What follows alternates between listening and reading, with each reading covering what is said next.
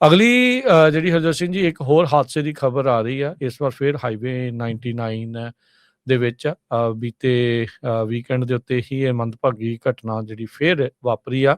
ਹਫ਼ਤਾ ਪਹਿਲਾਂ ਵੀ ਆਪਾਂ ਦੇਖਿਆ ਸੀਗਾ ਵੀ ਵੀਕਐਂਡ ਦੇ ਉੱਤੇ ਸੰਘਣੀ ਧੁੰਦ ਦੇ ਕਰਕੇ ਇੱਕ ਹਾਦਸਾ ਵਾਪਰਿਆ ਸੀ, ਜਿਸ ਵਿੱਚ ਉਦੋਂ ਵੀ ਇੱਕ ਜਾਣੇ ਦੀ ਮੌਤ ਹੋਈ ਸੀ। ਉਦੋਂ 10 ਤੋਂ ਵੱਧ ਗੱਡੀਆਂ ਇੱਕ ਦੂਜੇ ਟਕਰਾ ਗਈਆਂ ਸੀਗੀਆਂ। ਕੈਲੀਫੋਰਨੀਆ ਹਾਈਵੇ ਪੈਟਰੋਲ ਜਿਹੜੀ ਉਹ ਦੱਸ ਰਹੀ ਆ ਕਲੋਵਿਸ ਐਵੀਨਿਊ ਤੇ ਹਾਈਵੇ 99 ਉੱਥੇ ਜਿਹੜਾ ਇਹ ਇੱਕ ਹਾਦਸਾ ਵਾਪਰਿਆ ਆ।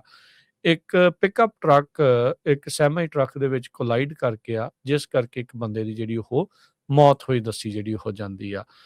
ਸੋ ਇਹ ਜਿਹੜਾ ਸੈਮੀ ਟਰੱਕ ਆ ਇਹ ਨਾਰਥ ਬਾਉਂਡ ਚੱਲ ਰਿਹਾ ਸੀਗਾ ਕਲੋਵਿਸ ਐਵੀਨਿਊ ਦੇ ਉੱਤੇ, ਤੇ ਕਹਿੰਦੇ ਵੀ ਉਹਨੇ ਟਰਨ ਮਾਰਨ ਦੀ ਜਦੋਂ ਕੋਸ਼ਿਸ਼ ਕਰ ਰਿਹਾ ਸੀ ਗੋਲਡਨ ਸਟੇਟ ਬੁਲੇਵਾਰਡ ਦੇ ਉੱਤੇ, ਤੇ ਪਿਕਅਪ ਟਰੱਕ ਜਿਹੜਾ ਸਾਊਥ ਆ ਰਿਹਾ ਸੀਗਾ ਗੋਲਡਨ ਸਟੇਟ ਜਿਹੜਾ ਉੱਥੇ ਹੈਗਾ ਆ ਐਕਸਪ੍ਰੈਸਵੇ ਰੋਡ ਉਹਦੇ ਤੇ ਉਹ ਇਸ ਸੈਮੀ ਟਰੱਕ ਦੇ ਵਿੱਚ ਜਿਹੜਾ ਉਹ ਵੱਜਾ, ਤੇ ਜਿਹੜਾ ਡਰਾਈਵਰ ਸੀਗਾ ਪਿਕਅਪ ਟਰੱਕ ਦਾ ਉਹ ਆਪਣੀ ਸੱਟਾਂ ਦੀ ਤਾਬ ਨਾ ਝੱਲਦਾ ਹੋਇਆ ਉਸ ਦੀ ਮੌਤ ਜਿਹੜੀ ਉਹ ਹੋ ਗਈ। ਤੇ ਹੁਣ ਇਹ ਕ੍ਰੈਸ਼ ਜਿਹੜਾ ਇਨਵੈਸਟੀਗੇਸ਼ਨ ਦੇ ਅੰਡਰ ਜਿਹੜਾ ਉਹ ਹੈਗਾ ਆ। ਸੋ ਬਹੁਤ ਜ਼ਿਆਦਾ ਧੁੰਦ ਜਿਹੜੀ ਉਹ ਪੈ ਰਹੀ ਆ ਲਗਾਤਾਰ, ਕਈ ਹਫ਼ਤਿਆਂ ਤੋਂ ਹੀ ਇੱਦਾਂ ਦਾ ਹੀ ਜਿਹੜਾ ਹੁਣ ਮਾਹੌਲ ਬਣਿਆ ਪਿਆ ਆ। ਸੋ ਸਲੋ ਡਾਊਨ ਤੇ ਮੇਕ ਸ਼ੋਰ ਕਰੋ, ਜਿੰਨੇ ਵੀ ਸਾਡੇ ਸੁਣਨ ਵਾਲੇ ਆ, ਜਦੋਂ ਵੀ ਧੁੰਦ 'ਚ ਚਲਾਉਂਦੇ ਆ ਵੀ ਭਾਈ ਆਪਣੀ ਹੈਡਲਾਈਟ ਜ਼ਰੂਰ ਔਨ ਕਰ ਲਿਆ ਕਰੋ। ਟੇਲ ਲਾਈਟ ਜਿਹੜੀ ਤੁਹਾਡੀ ਚੱਲਦੀ ਹੋਵੇ, ਪਿੱਛੋਂ ਆ ਰਹੇ ਬੰਦੇ ਨੂੰ ਜਿਹੜਾ ਤੁਹਾਡੀ ਗੱਡੀ ਦਾ ਪਤਾ ਜਿਹੜਾ ਉਹ ਲੱਗ ਜਾਂਦਾ ਆ।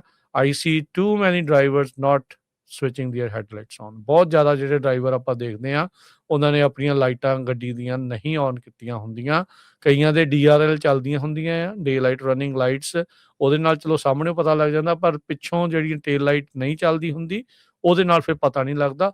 ਸੋ ਮੇਕ ਸ਼ੋਰ ਕਰਿਆ ਕਰੋ ਜਿਹੜਾ ਉਹ ਚਲਾਓ, ਤੇ ਕਦੀ ਵੀ ਹਾਈ ਬੀਮ ਦੇ ਉੱਤੇ ਫੌਗ ਦੇ ਵਿੱਚ ਗੱਡੀ ਜਿਹੜੀ ਉਹ ਨਹੀਂ ਚਲਾਉਣੀ।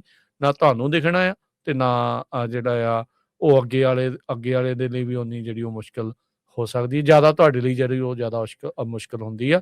ਸੋ 99 ਦੇ ਉੱਤੇ ਇੱਕ ਇਹ ਹਾਦਸਾ ਹੋਇਆ, ਤੇ ਇੱਕ ਹਰਜੋਤ ਸਿੰਘ ਜੀ ਪਾਈਲ ਅਪ ਵੀ ਹੋ ਗਿਆ ਸੀਗਾ 2 ਦਿਨ ਪਹਿਲਾਂ ਵੀ। ਸੋ ਉੱਥੇ ਇੱਕ ਹਾਈਵੇ 99 ਦੇ ਉੱਤੇ ਮਲਟੀਪਲ ਗੱਡੀਆਂ ਦਾ ਵੀ ਐਕਸੀਡੈਂਟ ਜਿਹੜਾ ਉਹ ਹੋਇਆ ਸੀਗਾ ਫੌਗੀ ਕੰਡੀਸ਼ਨਸ ਦੇ ਜਿਹੜਾ ਉਹ ਚੱਲਦਿਆਂ ਵੀ। ਸੋ ਧਿਆਨ ਦੇ ਨਾਲ ਜਿਹੜਾ ਉਹ ਚੱਲੋ। ਇਸ ਟਾਈਮ ਵੈਲੀ ਦੇ ਵਿੱਚ ਤਕਰੀਬਨ ਬਹੁਤੇ ਥਾਵਾਂ ਦੇ ਉੱਤੇ ਜਿਹੜੀ ਧੁੰਦ ਆ ਉਹ ਜ਼ਿਆਦਾ ਪੈ ਰਹੀ ਆ।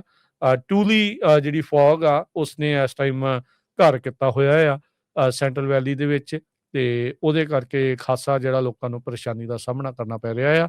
ਸਪੀਡ ਸਲੋ ਕਰੋ, ਲਾਈਟਸ ਔਨ ਰੱਖੋ ਆਪਣੀਆਂ, ਟੇਲ ਲਾਈਟ ਵੀ ਔਨ ਤੁਹਾਡੀ ਜਿਹੜੀ ਹੋਵੇ, ਹਾਈ ਬੀਮ ਤੇ ਨਾ ਚਲਾਓ, ਤੇ ਸਮਾਂ ਵੱਧ ਲੈ ਕੇ ਜਿਹੜਾ ਉਹ ਚੱਲਿਆ ਜਾਵੇ।